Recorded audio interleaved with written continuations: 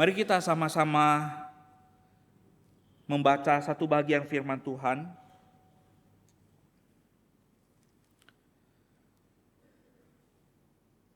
Sebelumnya Bapak Ibu Saudara sekalian, saya ingin menyampaikan bahwa GKY PIK bersama dengan gereja-gereja di berbagai tempat di dunia ini, khusus tahun ini di bulan Oktober, kita mengenang kembali 1700 tahun yang lalu Konsili Nikea diadakan di kota Nikea. Pada waktu itu Bapak Ibu Saudara sekalian, gereja-gereja bersatu padu mempertahankan iman yang benar melawan pengajaran sesat. Ada seorang imam bernama Arius dari Alexandria. Dia mengajarkan bahwa Yesus bukan Allah sejati. Yesus adalah ciptaan pertama dan yang tertinggi. Implikasinya Bapak Ibu Saudara sekalian, kalau pengajaran ini benar maka kekristenan runtuh. Gereja pada waktu itu terpecah belah. Tetapi kalau kita lihat bersama-sama dari pengajaran para rasul, sesungguhnya di Yohanes pasal yang pertama, firman Tuhan menegaskan bahwa Yesus adalah Allah yang sejati. Yesus adalah Allah yang kekal, Dia pencipta, Dia Allah yang menjadi manusia. Dan Kolose pasal yang pertama juga menegaskan bahwa keilahian Allah sepenuhnya ada di dalam Yesus Kristus. Rasul Paulus juga mengingatkan Timotius untuk memegang teguh pengajaran yang sehat. Nah, semangat dari para rasul ini diteruskan oleh para pemimpin gereja pada waktu itu menghadapi pengajaran sesat. Bapak Ibu Saudara sekalian, bulan ini kita juga kembali mengingat semangat itu. Biar semangat itu juga ada di tengah-tengah kita semua. Kita kembali lagi menggelorakan semangat untuk mengasihi Tuhan. Karena Tuhan terlebih dahulu mengasihi kita. Maka ini adalah reformasi yang dilakukan oleh para pemimpin gereja pada waktu mengadakan Konsili Nikea. Di bulan reformasi ini juga kita mau mengalami apa yang disebut dengan pembaruan kasih, pembaruan ibadah, pembaruan iman, dan pembaruan komunitas. Sehingga melalui ibadah-ibadah di sepanjang bulan ini, Bapak Ibu Saudara sekalian, kita sama-sama mengalami transformasi, perbaruan di dalam kehidupan kita semua. Semakin mengasihi Yesus, semakin mengasihi anak Allah. Mari kita sama-sama melihat pembaruan kasih dari Wahyu pasal yang kedua, ayat yang pertama sampai ayat yang ke-7. Wahyu pasal yang kedua, kitab Wahyu pasal yang kedua, ayat yang pertama sampai ayat yang ke-7. Saya akan membacakan buat Bapak Ibu Saudara sekalian memperhatikannya. Wahyu pasal yang kedua, ayat yang pertama, demikian firman Tuhan. Tuliskanlah kepada malaikat jemaat di Efesus. Inilah firman dari Dia yang memegang ketujuh bintang itu dan di tangan kanannya dan berjalan di antara ketujuh kaki dian emas itu. Aku tahu segala pekerjaanmu, baik jerih payahmu maupun ketekunanmu. Aku tahu bahwa engkau tidak dapat sabar terhadap orang-orang jahat, bahwa engkau telah mencobai mereka yang menyebut dirinya rasul, tetapi yang sebenarnya tidak demikian, bahwa engkau telah mendapati mereka pendusta, dan engkau tetap sabar dan menderita oleh karena namaku, dan engkau tidak mengenal lelah. Namun demikian, aku mencela engkau, karena engkau telah meninggalkan kasihmu yang semula. Sebab itu ingatlah betapa dalamnya engkau telah jatuh, bertobatlah, dan lakukanlah lagi apa yang semula engkau lakukan. Jika tidak demikian, aku akan datang kepadamu dan aku akan mengambil kaki dianmu dari tempatmu, jikalau engkau tidak bertobat. Tetapi ini yang ada padamu, yaitu engkau membenci segala perbuatan pengikut-pengikut Nikolaus yang juga kubenci. Siapa bertelinga, hendaklah ia mendengarkan apa yang dikatakan Roh kepada jemaat-jemaat. Barang siapa menang, dia akan kuberi makan dari pohon kehidupan yang ada di taman Firdaus Allah. Bapak Ibu Saudara sekalian, pernah dengar kata kalibrasi? Pernah dengar? Kalibrasi itu artinya to standardize, ya, membuat satu alat itu menjadi standar kembali. Ini adalah satu tindakan untuk mengadjust kembali supaya alat itu bisa berfungsi sesuai dengan bagaimana alat itu diciptakan semula, dibuat semula. Jadi ukurannya supaya tepat kembali, bisa berfungsi kembali sedia kala. Ini namanya dikalibrasi. Nah, kita pasti tahu alat ini ya. Mungkin di rumah kita masing-masing setidaknya punya satu, ya. Bagaimana kalau alat ini tidak dikalibrasi? Ya. Gimana Bapak Ibu Saudara sekalian? Tadinya berasa sehat-sehat aja ya. Selalu dites ini ukurannya.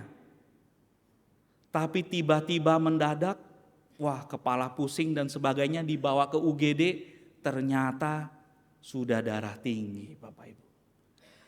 Alat ini ada di rumah, tidak rusak, tidak lowbat, tetapi dipakai sekian waktu tidak dikalibrasi. Jadi tidak pas lagi mengukur ukurannya. Bagaimana dengan alat ini, Bapak Ibu Saudara sekalian? Nah, enci-enci ronde kalau buat kue di kana, Bapak Ibu, ya, diukur gram-gramannya, wah, udah ikutin resep nih. Harusnya jadinya enak. Tapi setelah selesai kuenya, kok rasanya tidak sesuai dengan yang diharapkan. Jangan-jangan nih. Jangan-jangan ini timbangannya tidak pernah dikalibrasi. Ya, selisih 2-3 gram. Ya, kalau itu gula, jadi kemanisan Bapak Ibu Saudara sekalian, bukan? Bapak Ibu Saudara sekalian, itu alat-alat dalam kehidupan kita sehari-hari. Itu banyak yang butuh dikalibrasi.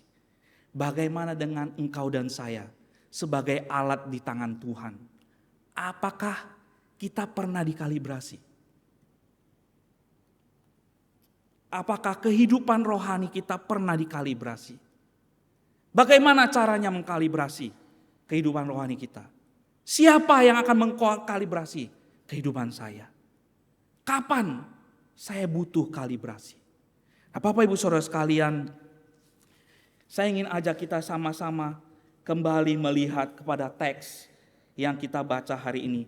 Firman Tuhan memberikan instruksi yang begitu jelas kepada jemaat di Efesus.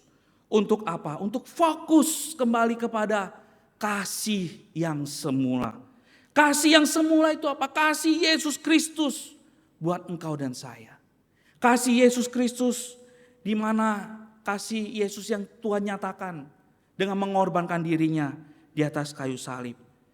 Kasih itulah yang menjadi esensi di dalam kehidupan engkau dan saya sebagai seorang Kristen. Nah, Bapak Ibu Saudara sekalian, orang bisa dari luar kelihatan sangat rohani, tetapi kita tidak tahu. Ketika pencobaan datang, ketika kesulitan datang, apa yang kelihatan dari luar yang rohani itu ternyata tidak seperti yang terjadi di dalam. Nah, Bapak Ibu Saudara sekalian, ada orang yang lahir di dalam keluarga Kristen. Ada orang yang setiap minggu datang ibadah di GKY PIK.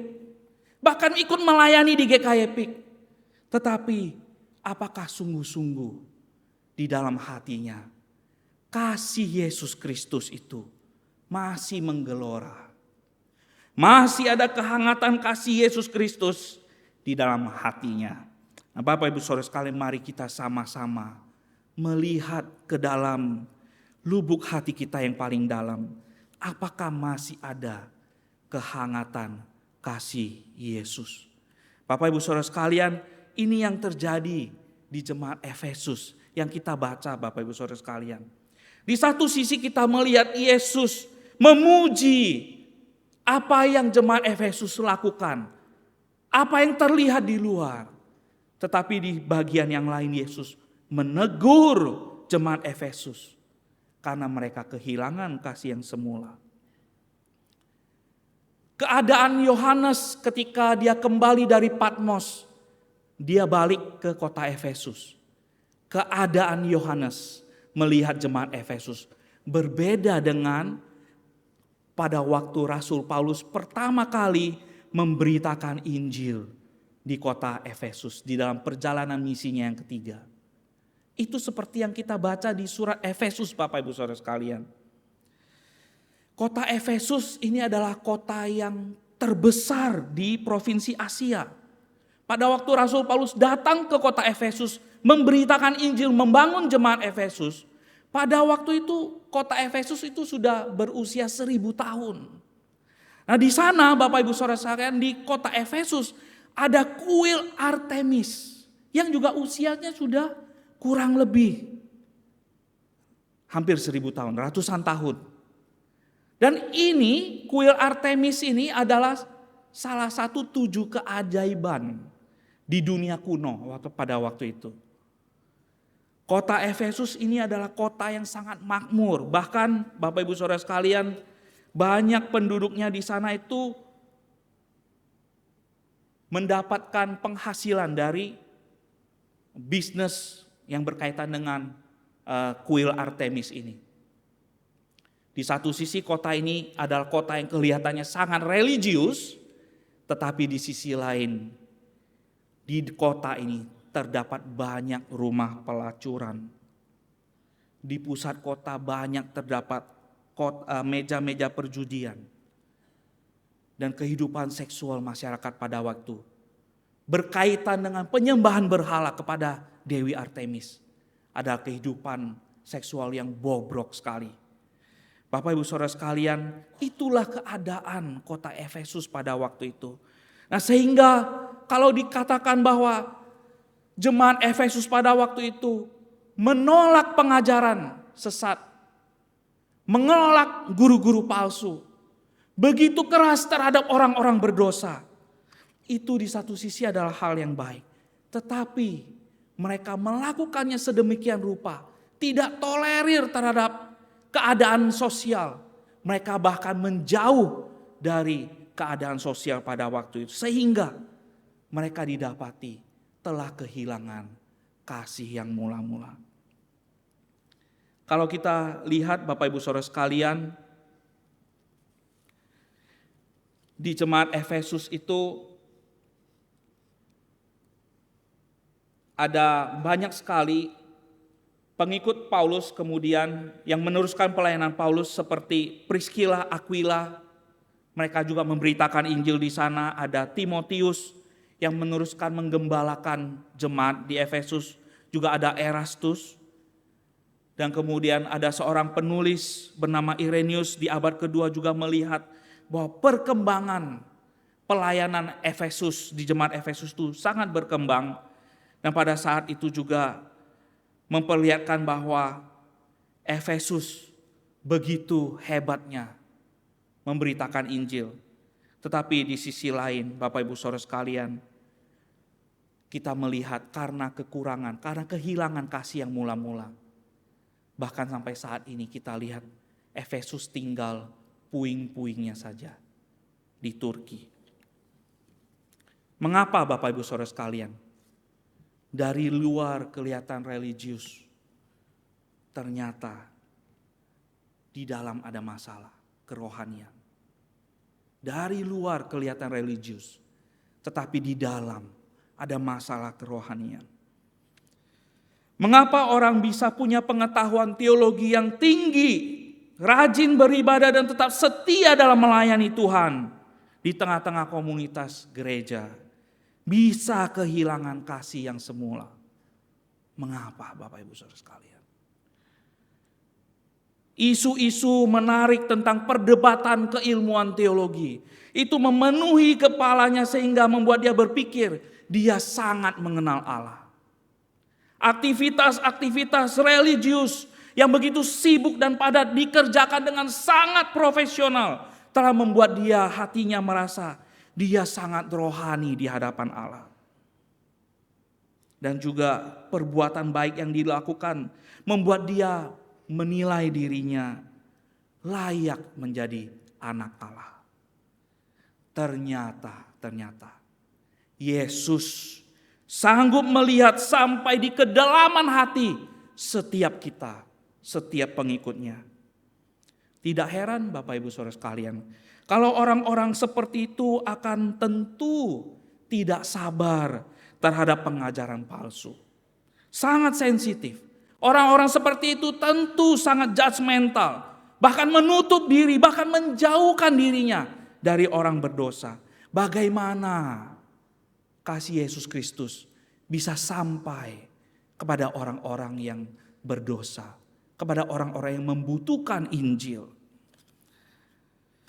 Bapak Ibu Saudara sekalian, kalau kita kembali melihat apa sih sebetulnya kasih semula itu?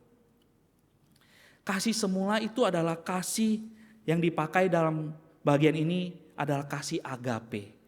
Yaitu kasih di mana yang dinyatakan oleh Yesus Kristus di atas kayu salib. Kasih yang penuh pengorbanan.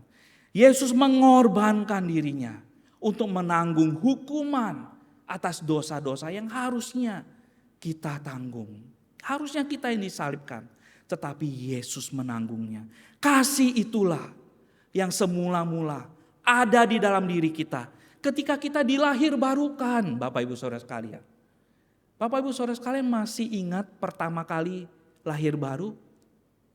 Masih ingat momen itu? Di mana kita betul-betul menyadari saya ini seorang berdosa? Bagaimana kita sungguh-sungguh membutuhkan Yesus Kristus yang mengampuni dosa-dosa kita. Itu our first love kepada Tuhan. Nah, kasih itulah yang hilang, Bapak Ibu Saudara sekalian. Memudar di dalam hati kita. Tidak lagi menjadi urutan yang pertama. Jadi kasih semula itu juga bicara tentang urutannya yang pertama. Kasih agape itu harus jadi kasih yang terutama di dalam hidup kita. Melebihi segala apapun yang kita lakukan. Termasuk aktivitas-aktivitas religius yang kita lakukan. Termasuk banyaknya pengetahuan yang kita terima tentang Allah. Kasih Allah itu harusnya jadi yang terutama di dalam hidup kita. Efesus pasal yang kedua ayat yang kelima. Wahyu pasal yang kedua ayat yang kelima. Kembali memperlihatkan kepada kita dengan jelas apa yang harus kita lakukan kalau kita kehilangan kasih yang semula itu. Mari kita lihat ayat yang kelima. Firman Tuhan mengatakan, ingatlah betapa dalamnya engkau telah jatuh dalam dosa. Betapa dalamnya engkau telah jatuh dalam dosa. Kata ingatlah ini membawa kita kembali melihat keadaan diri kita, status diri kita sebelum kita terima Yesus sebagai Tuhan dan Juru Selamat kita. Bagaimana hidup kita pada waktu itu?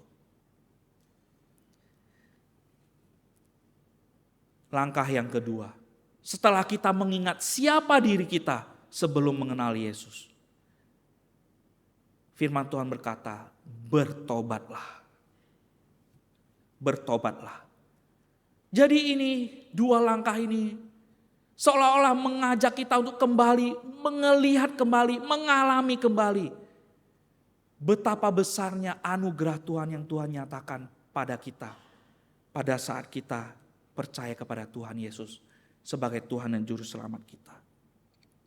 Dan lakukanlah ini kembali. Lakukanlah ini kembali.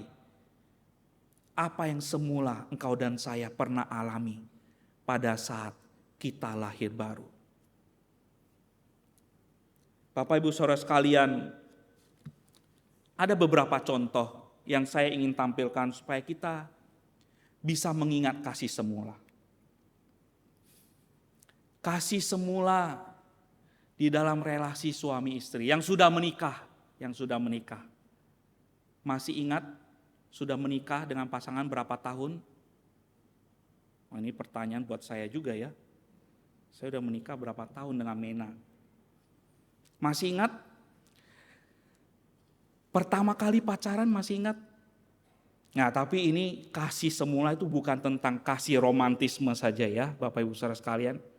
Pada saat kita menghadiri pemberkatan nikah, nah pada waktu itu bukankah kita yang mengikuti pemberkatan nikah, kita diingatkan kembali bagaimana ada satu waktu itu kita yang ada di depan, kita yang didampingin oleh pendeta untuk mengungkapkan janji setia kepada Tuhan. Bukan cuma kepada pasangan, tetapi kepada Tuhan. Itu kasih mula-mula. Mengasihi pasangan meskipun sedang miskin atau kaya, sedang sakit atau sehat. Itu kasih mula-mula. Kasih yang tanpa syarat yang kita terima dari Yesus Kristus untuk mengasihi pasangan kita.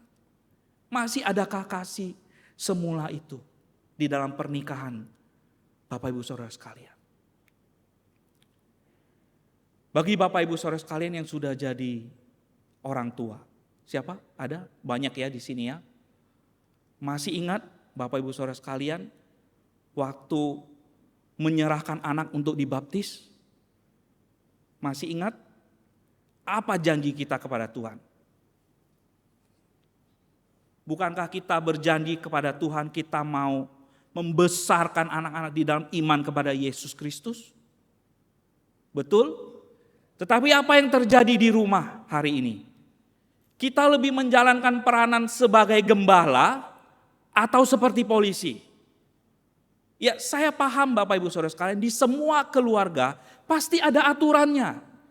Tetapi bagaimana kita sebagai parents, sebagai orang tua, kita menjalani aturan-aturan itu, menerapkan aturan-aturan itu.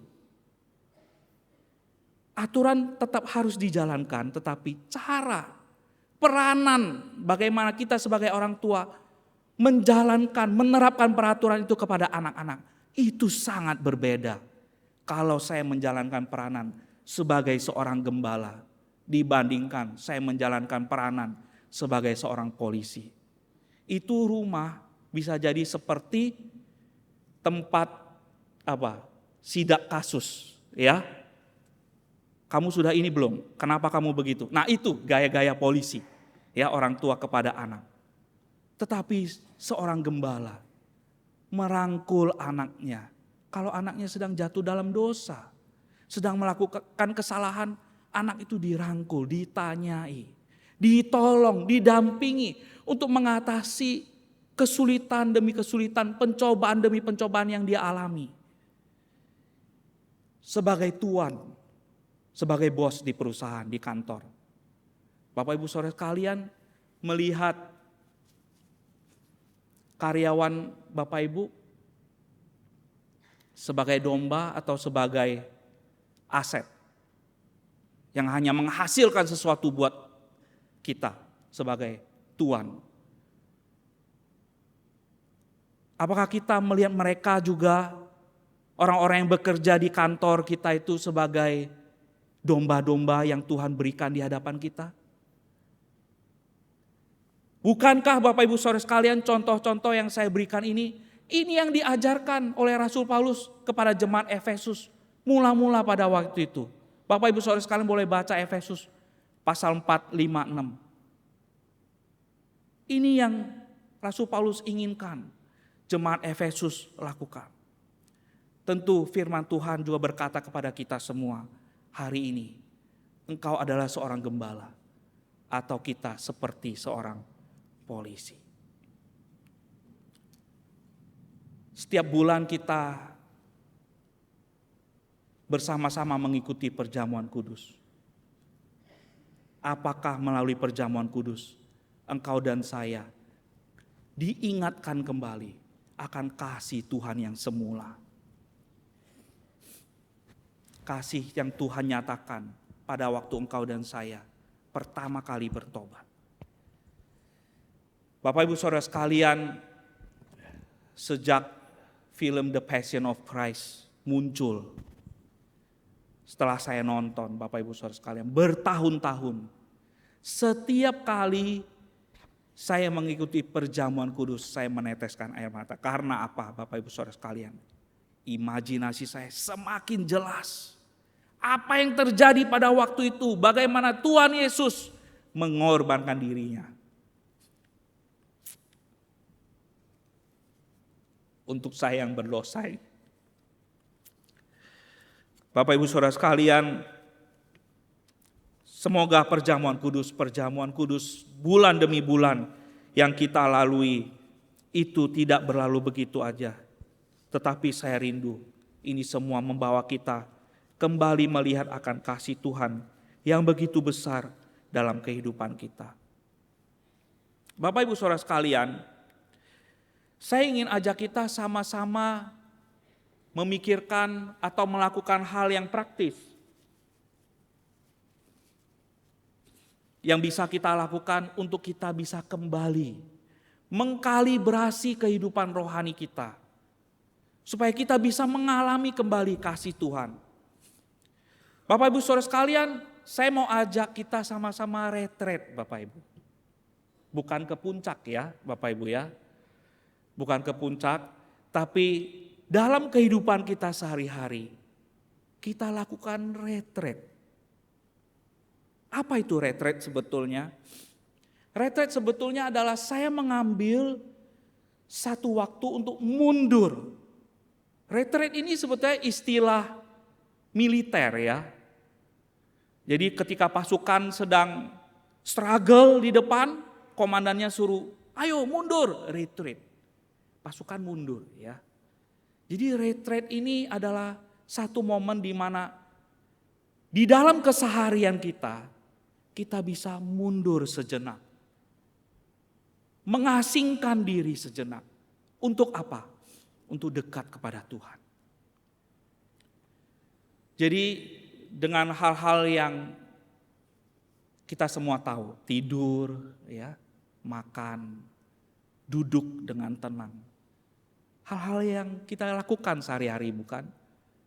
Tapi apakah hal-hal ini mengkoneksikan, membuat memori kita kembali mengingat akan kasih Tuhan yang besar dalam hidup kita?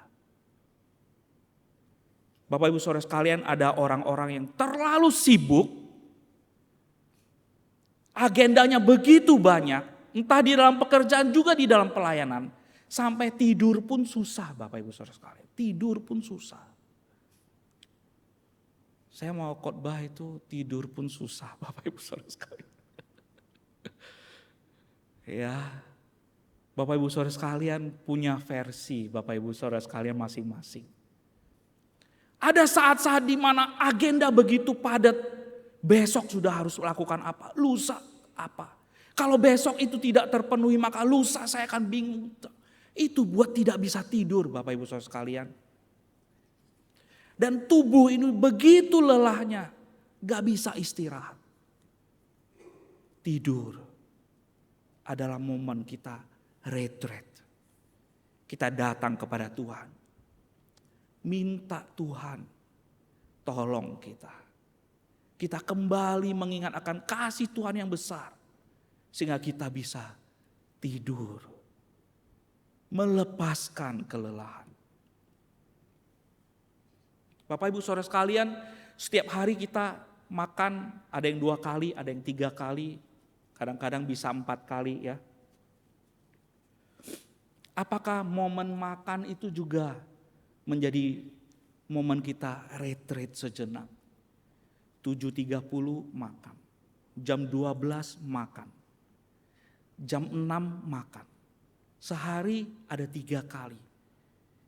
Bisa gak kita pakai waktu itu untuk mundur sejenak, tinggalkan kesibukan kita. Tinggalkan beban masalah kita. Untuk duduk tenang di hadapan Tuhan. Menikmati makanan yang ada di hadapan kita. Mengucap syukur betapa baiknya Tuhan. Memelihara hidup kita. Memberikan kita kesanggupan untuk menikmati makanan. Bersyukur kepada Tuhan. Mengingat lagi akan kasih Tuhan yang besar. Sudah menyelamatkan engkau dan saya. Kalau tidak, kita gak mungkin bisa punya hati yang ingin merindukan dekat kepada Tuhan setiap saat. Bisa gak momen makan sehari-hari itu menjadi momen kita retret. Berhenti sejenak dari segala tekanan, kesibukan yang kita hadapi. Pada saat kita kerja begitu berat, banyak sekali masalah. Pada saat in the middle of the meeting, bisa gak kita retreat sejenak, duduk dengan tenang, memantapkan jiwa kita. Dengan tenang ada di hadapan Tuhan. Kita kembali bisa fokus lagi. Apa maunya Tuhan buat hidup saya? Kenapa Tuhan mengasihi saya sedemikian rupa sampai mau mati untuk saya? Kenapa kasih yang begitu besar itu Tuhan nyatakan kepada saya? Momen duduk tenang, memantapkan jiwa adalah untuk mendekatkan diri kepada Tuhan. Nah, Bapak Ibu Saudara sekalian, semoga beberapa cara ini bisa kita pakai sehari-hari untuk mengkalibrasi kehidupan rohani kita. Kalau enggak Bapak Ibu Saudara sekalian, kita bisa kehilangan arah, tujuan. Kita bisa kehilangan maksud Tuhan sebetulnya kenapa menyelamatkan engkau dan saya. Semoga cara ini bisa membantu kita semua untuk bisa mengkalibrasi kehidupan kita. Mengalami pembaruan di dalam kasih. Kembali mengasihi Tuhan dengan kasih yang semula. Mohon dengan kasih juga Musa Daniel pimpin kita di dalam doa.